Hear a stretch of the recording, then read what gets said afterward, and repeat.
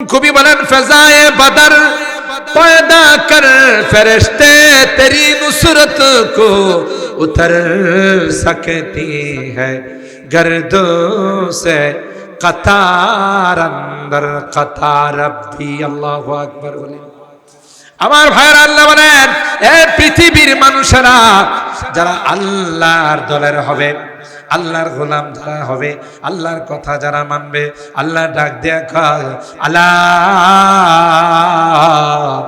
ইন্না হিজবাল্লাহি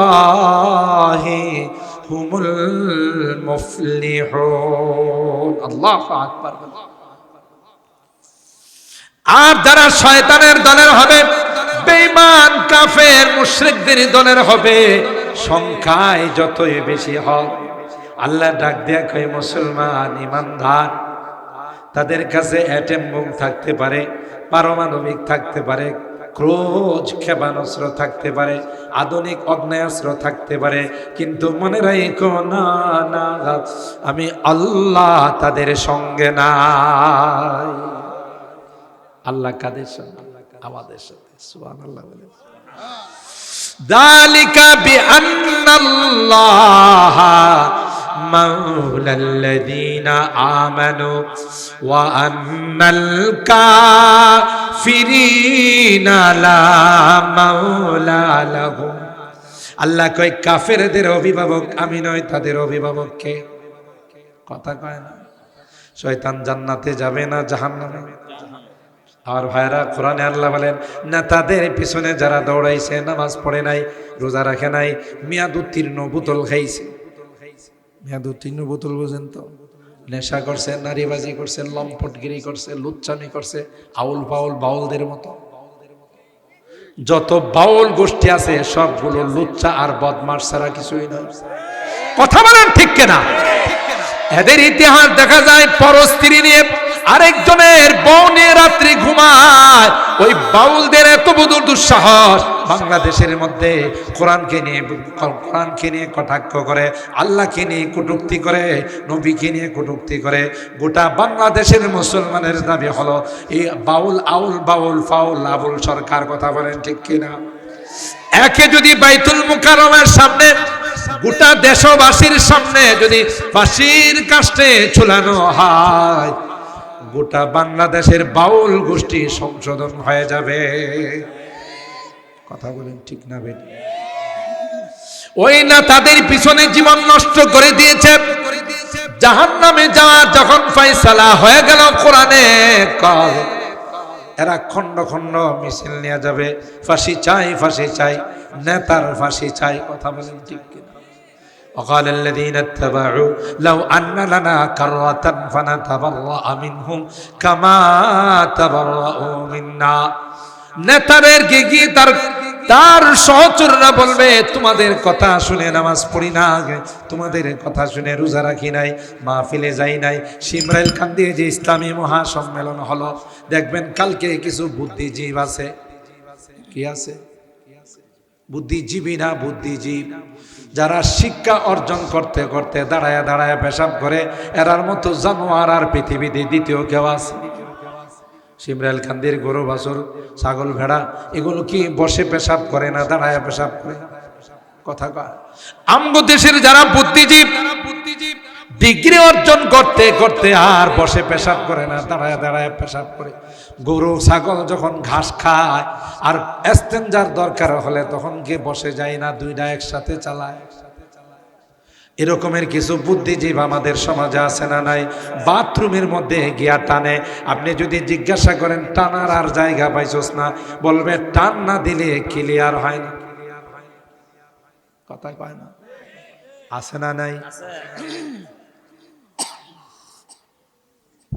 বলুন তো দেখি তার মধ্যে আর গরুর মধ্যে কি পার্থক্য হলো গরু খায় আর সেনা এলা দেয় হেও একদিক দা টানে আরেক দিক দা ছাড়ে কথা কয় না আমার অনেক বয়ানে আছে আমি এই কথাটা বলি প্রাইমারিতে যখন পড়তো ছেলে পরে হাই স্কুলে গেছে তো বাবারে জিজ্ঞাসা করে লোকজন তোমার ছেলে যে স্কুলে পড়ে কি পড়ে কোন ক্লাসে কয় বাবারে আমি তো মূর্খ মানুষ কোন ক্লাসে পড়ে এটা আমার জানা নাই আমি বুঝিও না তবে মনে হচ্ছে তার লেখাপড়া উন্নতি হচ্ছে। এটা বুঝলেন কেমন করে? হ্যাঁ, যখন প্রাইমারি স্কুলে পড়তো তখন দেখতাম বসে বসে পেশাব করতো। যে হাই স্কুলে পা রাখছে তখন কোনোদিন হেরার বসতে দেখতো, বসার থেকে দাঁড়াইছে তো উন্নতি হয়েছে না অবনতি হয়েছে? কথা কয় না। উন্নতি হয়েছে, হ্যাঁ, বসার থেকে দাঁড়াই গেছে।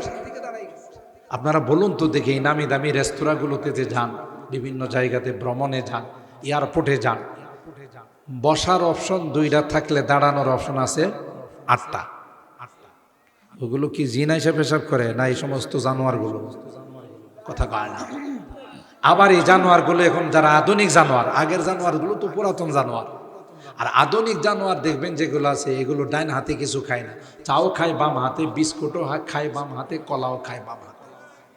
যদিও সিমরাইল কান্দিতে এমন কেউ নাই বা ব্রাহ্মণবাড়িয়াতে নাই, আমার ঢাকাতে এই জাতীয় আধুনিক আর মডার্নের মগার অভাব নাই। কথা কয় না। হ্যাঁ, বুঝাইতে চাই আগে মানুষ ডান হাতে খাইছে, এটা হলো অল যুগের মানুষ। এখন হইলো আমরা মডার্ন আধুনিক যুগের মানুষ, এখন বাম হাতে খায়, কিছু দিলেও বাম হাতে, খায়ও বাম হাতে। কেমন আধুনিক হয়েছে বুঝছে? একটু আগে সে বাম হাত দিয়ে টয়লেট পরিষ্কার করছে, নাকি এটা বাম হাত দিয়ে না ডাইন হাত দিয়ে পরিষ্কার করে? তো বাম হাত দিয়ে টয়লেট পরিষ্কার করছে। কারো যদি টয়লেটের মাল খুব অরিজিনাল হয় তো এটার গন্ধ কিন্তু 2-3 ঘন্টা লাস্টিং করে। কথা বলেন ঠিক কিনা?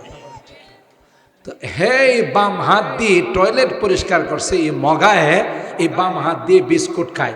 হ্যাঁ, মুখের মধ্যে বাম হাত নিয়ে যায়, নাকের কাছে নিয়ে যায়। তাহলে হ্যাঁ, কি বুঝাইতে চায়? যে একটু আগে যা ত্যাগ করলাম এখন তা ব্যাক করতেছে।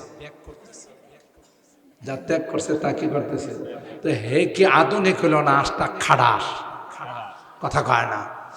মলমূত্র তুই মুখের ভিতরে নিয়ে যাস, খাড়াস। তুই আধুনিক নয়, তুই আন্তর্জাতিক খাড়াস। কথা বলেন ঠিক কেন? এই বুদ্ধিজীব যারা, আমি এদেরকে বুদ্ধিজীব বলি, মনে কিছু নিন না।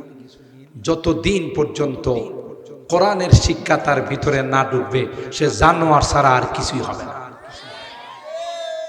এই জন্যই উলামায়ে কেরাম বলেন, হযরত হাফিজজি রাহিমাহুল্লাহ বটগাছ নিয়ে যখন ইলেকশন করতে চাইছেন, সাংবাদিকরা জিজ্ঞাসা করে, আপনি যদি বাংলাদেশের প্রধানমন্ত্রী হন কি করবেন, আপনার মেনু কি, ইশতেহার? তখন তিনি বললেন, আমি যদি বাংলাদেশের প্রেসিডেন্ট হই, এদিকে তাকান, এদিকে তাকান, মাঝে মধ্যে ইবলিসে কিছু সৈনিক পাঠায়, বুঝেন নাকি? কারণ সুন্দর করে যে আপনারা পয়সা শুনতেছেন তাতে ইবলিসের লাভ না লস? কথা কয় না। নাকি সিমরাইল কান্দির ইবলিস মাগরিবের পরে খাওয়া দাওয়া করে শুয়ে যাও? হ্যাঁ, এই যে আপনারা বসে বয়ান শুনতেছেন, ইবলিসের কি সহ্য হচ্ছে? কথা কয় না। এই জন্য মাঝে মধ্যে পিচ্চিদের উপর এসে ভর করে যে তোরা ওয়াজ কর, হুজুরের ওয়াজ বন্ধ হয়ে যাবে। আবার মাঝে মধ্যে লাল লাইট দিয়া কোনো কাউকে পাঠায় যে তুই আমার পক্ষ থেকে খেলাফতগিরি কর। কথা কয় না, ঠিক কিনা বলেন?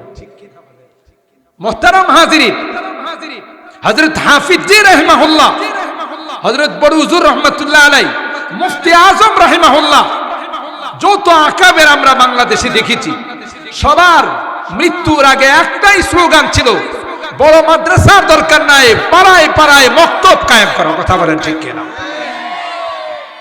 কারণ মুসলমানের সন্তানের ভিতরে কোরআনের লাইট যদি জ্বালিয়ে দেওয়া যায়, মুসলমানের সন্তানদেরকে ছোট কালে যদি কোরআনের শিক্ষা দেওয়া যায়, আল্লাহর কসম, সে যদি কেমব্রিজ বিশ্ববিদ্যালয়ে লেখাপড়া করে, অক্সফোর্ড বিশ্ববিদ্যালয়ে লেখাপড়া করে, হার্ভার্ড বিশ্ববিদ্যালয়ে লেখাপড়া করে, আর যাই হোক, তাকে কোনোভাবেই নাস্তিক আর মুরতাদ বানানো যাবে না।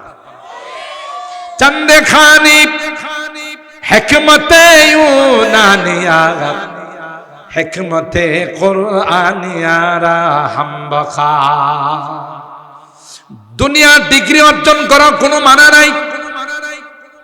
বিমান বানাও, মহাকাশ যান বানাও, চাঁদের দেশে যাও, নিত্য নতুন জিনিস আবিষ্কার করো, নো প্রবলেম। আল্লামা ডক্টর ইকবাল বলেন, তুম শौक से कॉलेज में पढ़ो, पार्क में झूलो, तुम शौक से कॉलेज में पढ़ो, पार्क में झूलो, जायज़ है गुब्बारों में उड़ो, चरखों में झूलो। बस एक सुखन बंदाए आजिज़ के सुनो अल्लाह व नबी अपनी हकीकत को न भूलो। যা মনে চায় তা করো, লয়ার হও, ইঞ্জিনিয়ার হও, বৈজ্ঞানিক হও, দার্শনিক হও, এফসিপিএস এফআরসিএস করা ডাক্তার হও, নো প্রবলেম, কিন্তু আগে তুমি মুসলমান হও। কথা কয় না।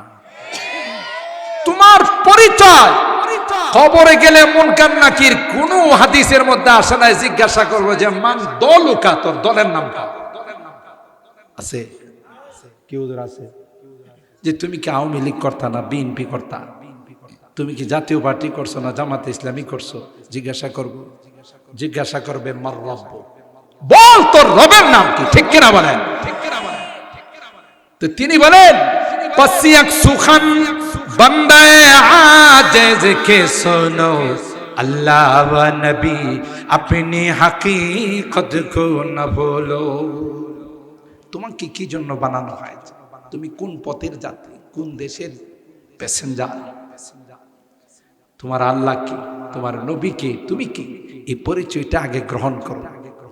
এই জন্য প্রত্যেকটা মুসলমান গার্ডিয়ান অভিভাবকের জন্য উচিত আপনি তাকে লয়ার বানান, ইঞ্জিনিয়ার বানান, বড় ডাক্তার বানান, কোনো অসুবিধা নেই, কিন্তু প্রথমে ছোট কালে তাকে মুসলমান বানান।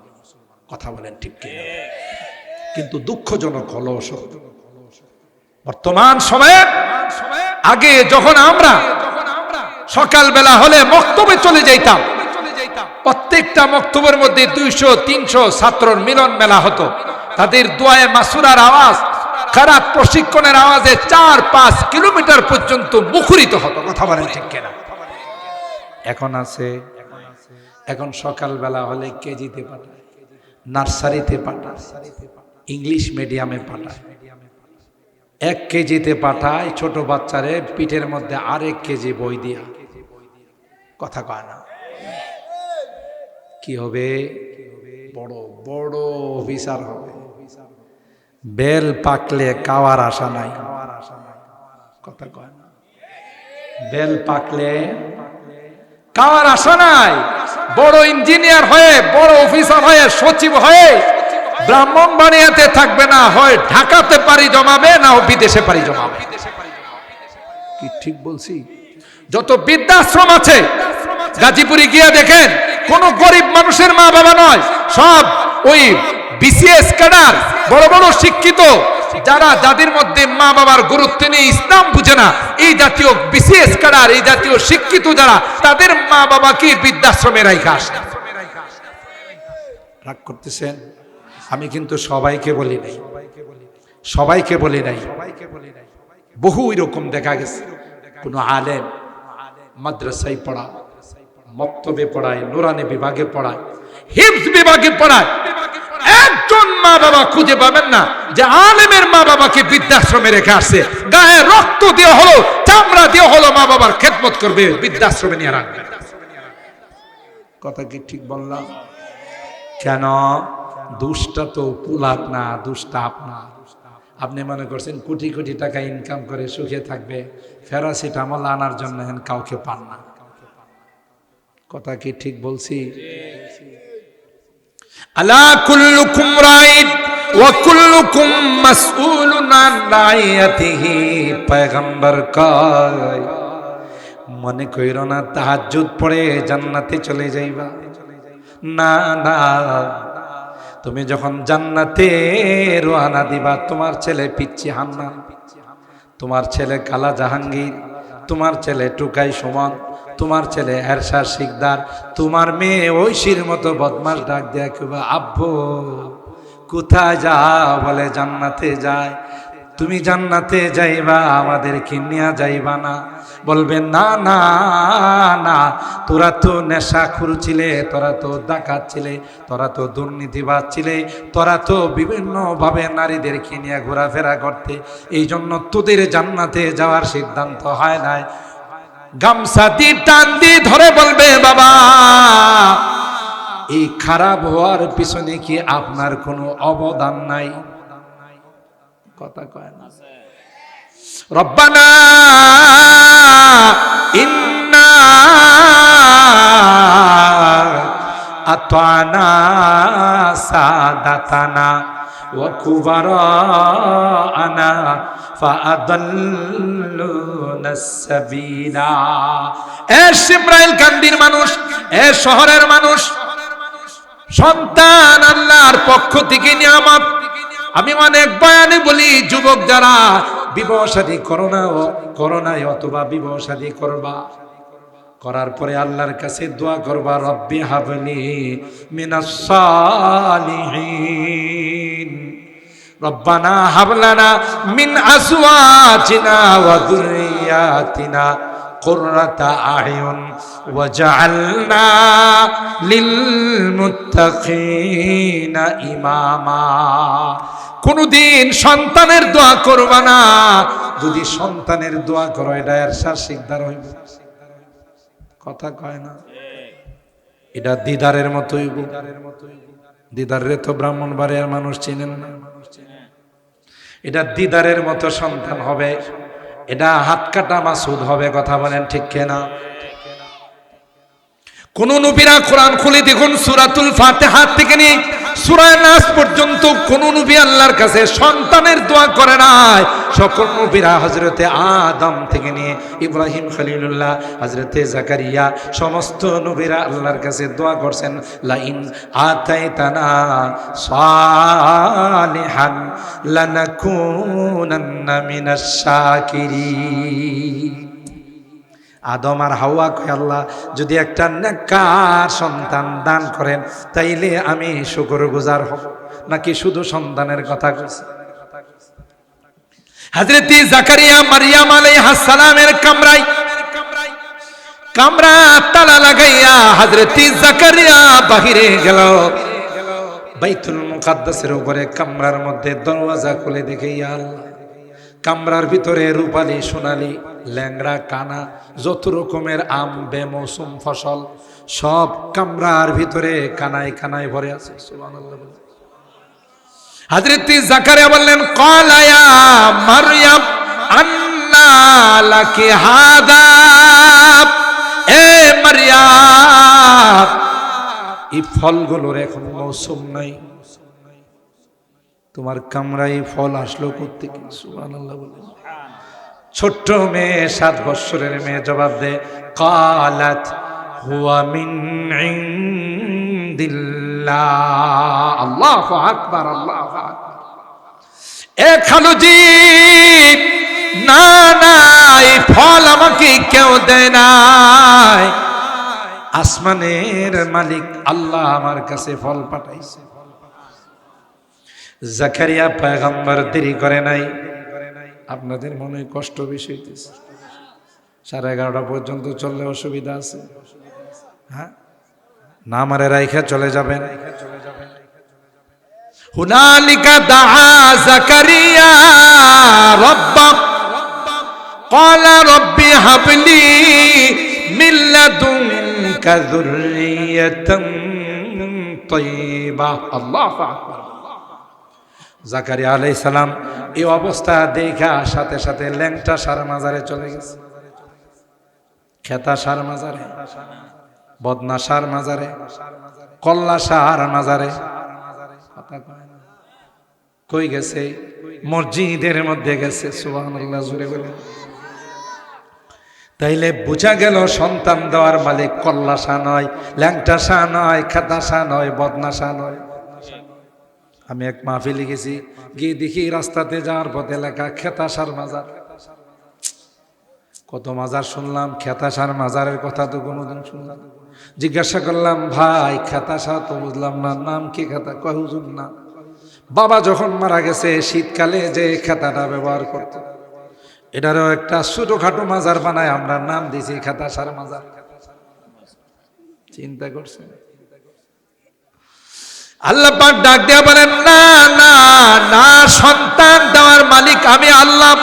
মাজারে গেলে ঈমান থাকবে না, বেঈমান হয়ে যাবে। তাই 2 রাকাত নামাজ পড়ে আমার কাছে সন্তান চাও। সুবহানাল্লাহ বলে। হযরত জাকারিয়া বাইতুল মুকাদ্দাসের মেহরাবের মধ্যে ঢুকে 2 রাকাত নামাজ পড়ে মালিকের কাছে হাত তুলে বলে তাদেরও কোনো সন্তান ছিল না।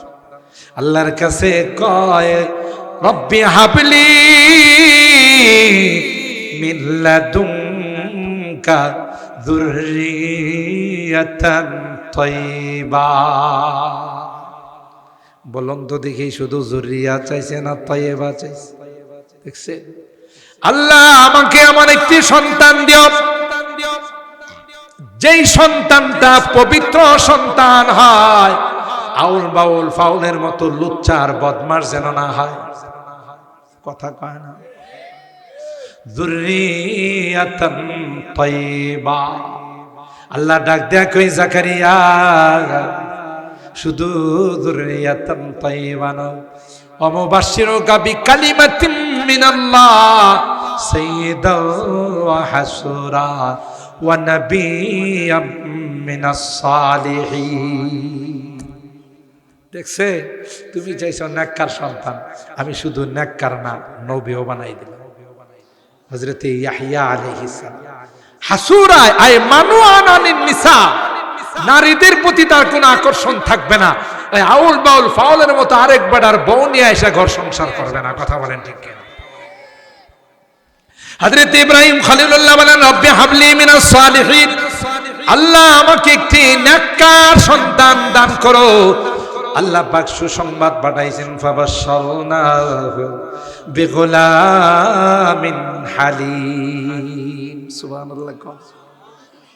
ইব্রাহিম রে তুমি দোয়া করেছো নেককার সন্তান, আমিও তোমার এই সন্তানকে নবী বানাবো। তুমি হবে খলিলুল্লাহ আর তোমার সন্তান হবে জাবিহুল্লাহ। তাইলে কি বোঝা গেল? শুধু সন্তান চাবো না নেককার? কথা কয় না? আল্লাহর কাছে সন্তানের জন্য দোয়া করলে শুধু সন্তান নয়, নেককার সন্তান। এ মুসলমান, যে কথা বলতেছিলাম, আল্লাহর দল যদিও ছোট হয়, আল্লাহ ডাক দেয়া কয় আমি তোমাদের অভিভাবক। তাদের কাছে অস্ত্র আছে, অ্যাটম বোম আছে, পারমাণবিক আছে, কিন্তু আমি আল্লাহ যখন সাহায্য করব তাদের পারমাণবিক আর অ্যাটম বোম কোনো কাজ করবে না। তোমরা বিসমিল্লাহ বলে ওই পারমাণবিক গুলোকে লুফে লুফে ফেলে দিবে। সুবহানাল্লাহ। বিশ্বাস না হলে ইমারতে ইসলামী আফগানিস্তানে যান, আজকে গোটা বিশ্ব আফগানকে মডেল বানায়, কারণ আফগানে কোনো রকমের দুর্নীতি নাই, মন্ত্রীরা সাইকেলে করে চলে। সুবহানাল্লাহ বলে। একটা নারী যদি রাত্রি 2টা 3টার সময় রাস্তা দিয়ে বের হয়ে যায়, কেউ তার দিকে তাকাবে না, ইফটিজিং করা তো দূরের কথা। কেন? কোরআনী ফেজা কায়েম হয়েছে।